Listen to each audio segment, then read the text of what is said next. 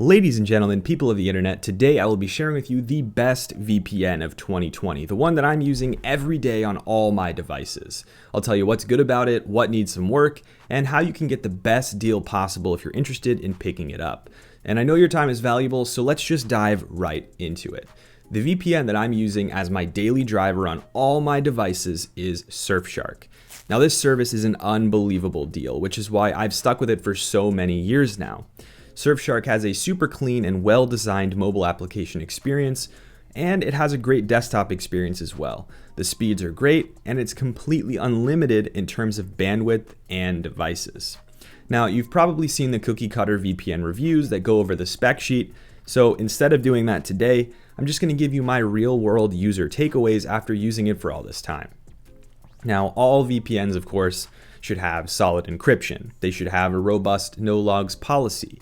They should have IP and DNS leak protection, and basically all those core features that you've come to expect, which SurfShark of course does have. But let's discuss why SurfShark is my top pick.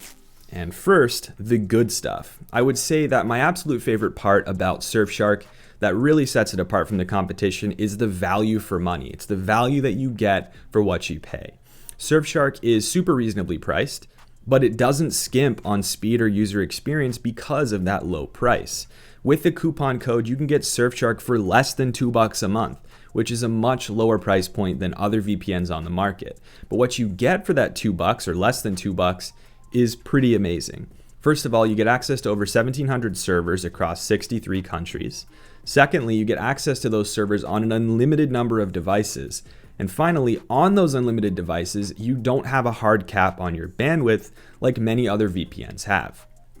For me, this is perfect because I can have SurfShark on my MacBook running at the same time as my iPhone and a tablet without any issues, so I'm protected across the board.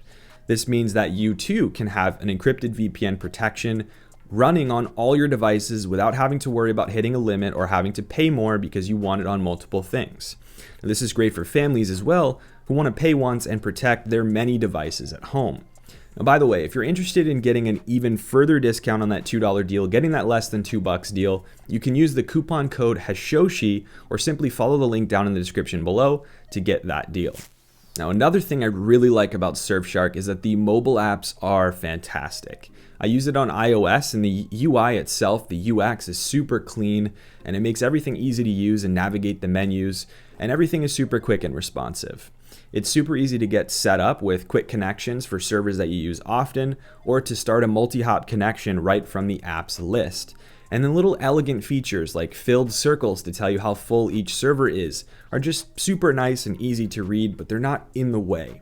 And you can also enable or disable a variety of little nice to have features like kill switch, which will disconnect you from the web if your VPN connection were to drop, which is a nice feature to stop you from browsing unprotected by accident. I actually use this a lot when I'm on a public Wi-Fi network and I don't want to risk having any of my traffic moving over unsecured lines. In terms of speed that you can expect from SurfShark, I've been able to routinely get a solid connection across the board. Of course, the speed varies depending on how far away the server is and how much load it's under, and then your base speed as well. But just to give you a little bit of a baseline, I set my baseline speed with no VPN on my iPhone on mobile data at around 100 megabytes per second. Then I connected to a server on SurfShark and I got around 60 to 65 megabytes per second. Then connecting to, say, Australia, which is much further away, my speeds were around 25 to 30 megabytes per second. So you are going to get variable speeds depending on how far away, but the key is that stability and latency were still pretty solid, and the speeds were good enough still to stream video, which is more than enough for most people. Of course, you can probably get some better average speeds from the more expensive and much larger providers, but of course, at a much higher cost. Now, speaking of video streaming, people really care about that, and SurfShark has been able to seamlessly handle pretty much any streaming site that I've thrown at it. I've used Disney+, Netflix, Amazon Prime, and a bunch more services, and there will be no dreaded VPN warning page when you're trying to watch your shows while using this VPN. Now, this is underrated in my opinion because not all VPNs really handle streaming all that well, even for higher price points. And for those who care about P2P support, SurfShark does support P2P on all of its servers, And I also appreciate the fact that SurfShark is strategically located in the British Virgin Islands, so it can legally keep no logs about its users' traffic all along the way. So that no logs policy you can actually take seriously. And finally, I do want to mention that there is an option on SurfShark for what is called Clean Web, which will block ads, trackers, and other malicious web content at the source before it gets pulled to your device.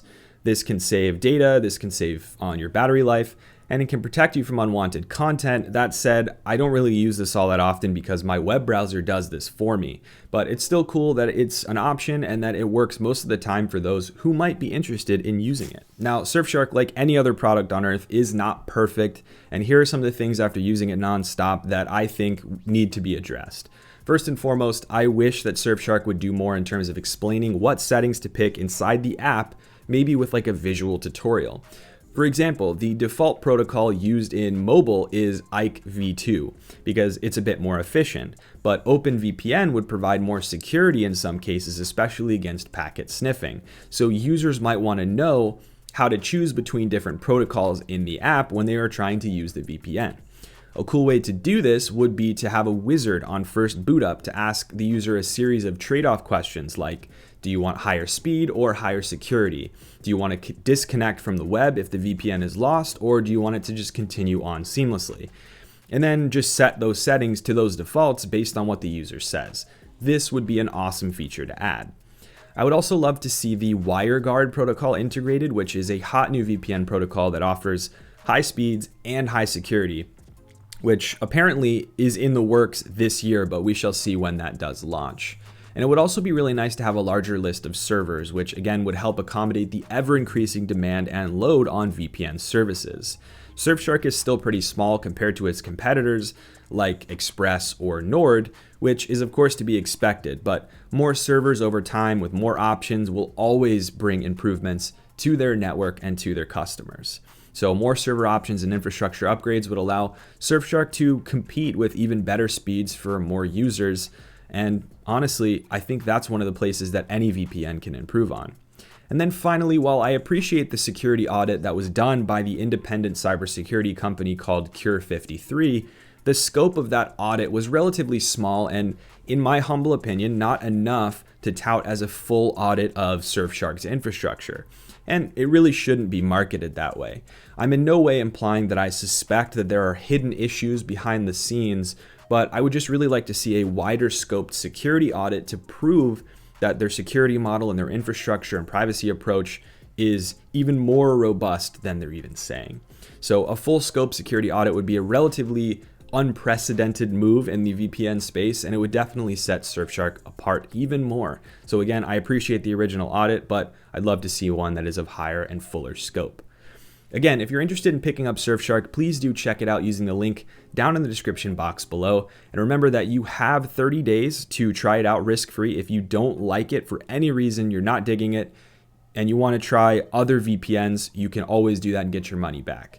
That being said, if you are interested in exploring other VPNs, I do have a video comparing my top 3 VPN picks for 2020, which I will link up here on the screen. And again, make sure you get subscribed if you enjoy content like this about how to secure and make your internet traffic more private. Thanks so much for watching. Cheers.